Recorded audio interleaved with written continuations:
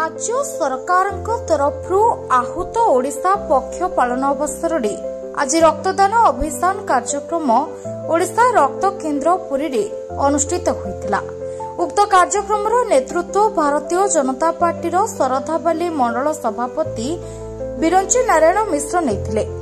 मंडल तरफ संजीव कुमार मुखर्जी, विभूति कुमार मिश्र, अजित मिश्र, विश्वजित महांती, राजेश नंद, अरक्षित बेहरा, सुजित पट्टनायक, शिवशंकर दास सहित आपणक सेवारे अनुष्ठान एही कार्यक्रम रे प्रमुख सहयोग करथिला।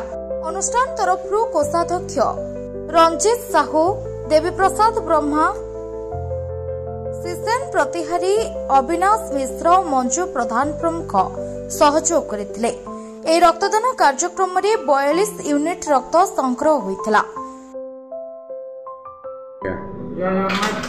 बिरंची नारायण मिश्र, शरधाबाली मंडल सभापति। ओडिया पक्ष एप्रिल 1 तारिख होची हमर ओडिशा स्वतंत्र प्रदेश रूप में 1936 मसीह मान्यता प्राप्त होता। सेबठू आम ओडिशा दिवस पालन कर जन्मदिन हिसाब से आमर पणा संक्रांति हूँ महाविषुव संक्रांति, जोटा कि ओडिया नववर्ष बोली कहुए। तेणु आमर 1 तारिख रु 14 तारिख पर्यंत ये जो 15 दिन व्यापी आम ओडिया पक्ष पालन करुचु। प्रत्येक दिन आमर सरकार तरफ किसी ना कि सेवा घोषणा कराई। क्रम आज हूँ एप्रिल 8 तारिख को रक्तदान अभियान हिसाब से आम ग्रहण करुचु।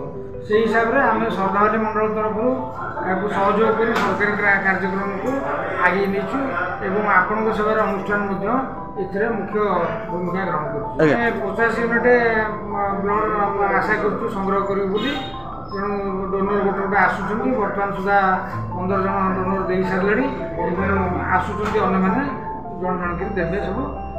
रक्तर तो अभाव रहे खरा दिन में, तेणु जिते आम रक्तदान कर खरा दिन निश्चित भल, कारण रोगी मैंने निहाती पाइबा दरकार।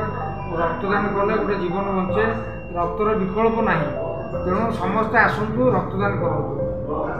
पुरीरू रमेश साहू को रिपोर्ट, संभव टाइम्स।